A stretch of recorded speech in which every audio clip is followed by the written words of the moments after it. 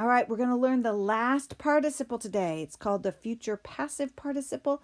It's always so called the gerundive. And I have put on the screen here this box from your participle chart. It comes right from your book.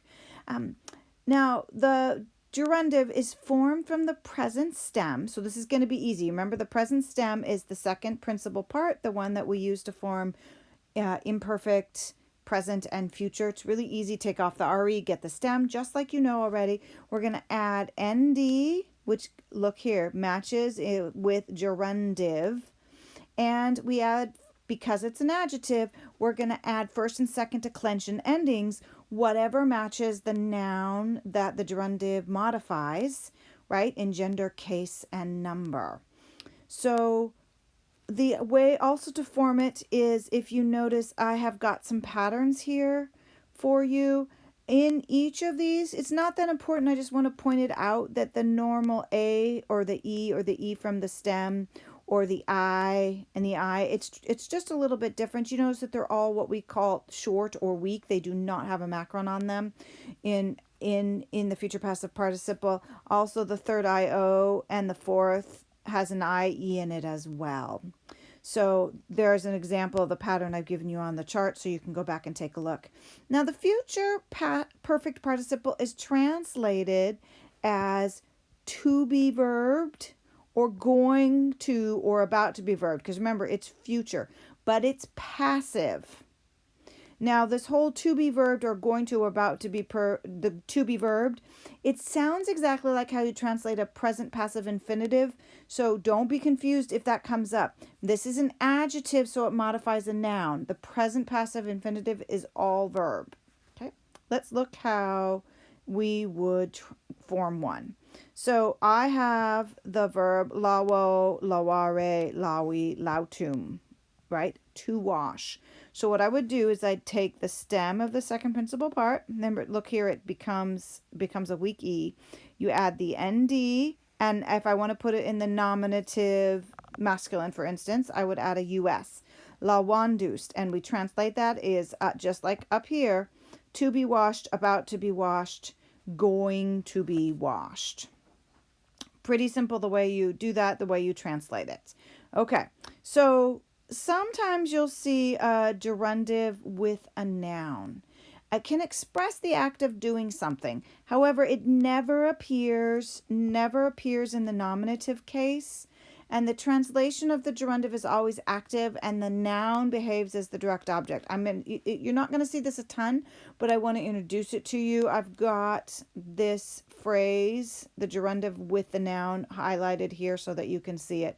So if it's in the nominative, we use an infinitive. So you'll never see this. Remember, you'll only see this in here. So bellum gerere, the infinitive facile est, waging war is easy. Here, the genitive, amorum gerendi belli habet. He has a love of waging war.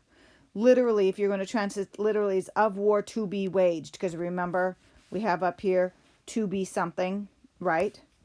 Of war to be waged. So he has, so waging here, waging is the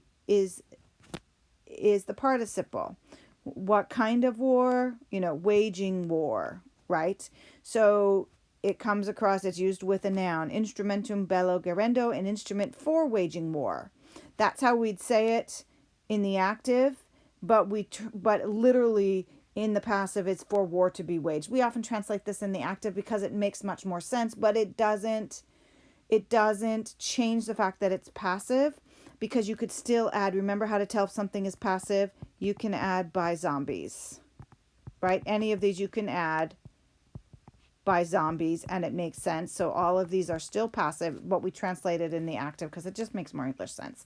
Ad bellum gerendum venet. He came to wage war, or literally, he came for war to be waged. And bello gerendo in the ablative senatui placet.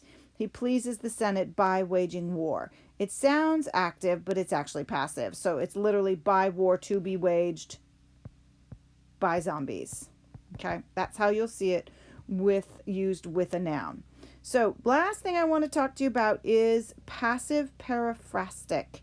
So this form of the future active participle is much more common than the gerundive you just learned about. So if you look in up here in your chart, you'll see it right here. Here's your gerundive and the noun we just talked about. Verbing the noun, never the nominative. Passive periphrastic literally shows obligation or necessity of something in the future, right? Because remember, this is still future, of something in the future. Okay, so all your notes are right here. You can pull out your charts if you want to follow along as I go through. Okay, so it is, this is much more common than the gerundive you just learned about. The word periphrastic means using more words than you need to. So you can think of passive periphrastic as chatty or long-winded, right? The more words than you need part, the passive periphrastic is made up of a gerundive plus the form of the verb to be. So it adds some extra words to this phrase.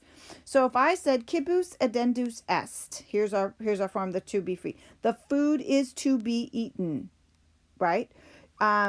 But again, we want to put it, sounds better if we say the food must be eaten, the food should be eaten, the food has to be eaten, the food needs to be eaten. And all this is in the future. Can you still tell? Like, it's not being done right now. It's in the future. Okay? The food must, should, has to, needs. It's obligation. A passive periphrastic, again, shows obligation or necessity. That's how and he uses extra words to tell us because it uses a form of to be. Now, if you want to say who the food needs to be eaten by, you need to add a dative of agent. Remember, we had ablative of agent. Now we have dative of agent. So it's basically who does it need to be eaten by, but instead of ablative, we do it in the dative. So if I said kibus kani edendus erit, the food will have to be eaten by the dog. So it shows who, so this is our dative, right? Our dative of agent. Who, this is have to be eaten, right? We have to be eaten by the dog. So who has to eat it? The dog has to eat it, right?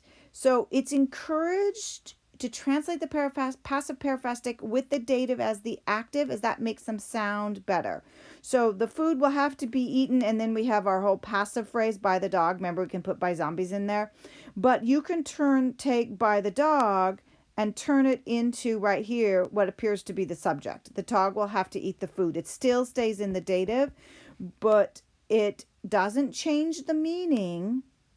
The food will still have to be eaten by the dog, right? It's still passive. The dog will have to eat the food. So it's not losing its passive periphrastic, but we're writing it in the active because that just makes better English sense. So one more example. Regius populis timendi sunt. The kings should be. Remember, because this is still obligation. All of this shows obligation. So the king should be feared by the people. And again, we want to translate it as active. That's what's encouraged. So we take by the people, we turn it into the subject. It's still labeled. It's still labeled by the dative. The people should fear the kings. Or you could say the people ought to fear the kings. The people must fear the kings. They have to be fearful of the kings. That's it. Pretty easy. You won't be wrong if you say the king should be feared by the people. You'll be a better Latin translator if you take the dative and make it the subject and keep it in the dative form, but translate it as active.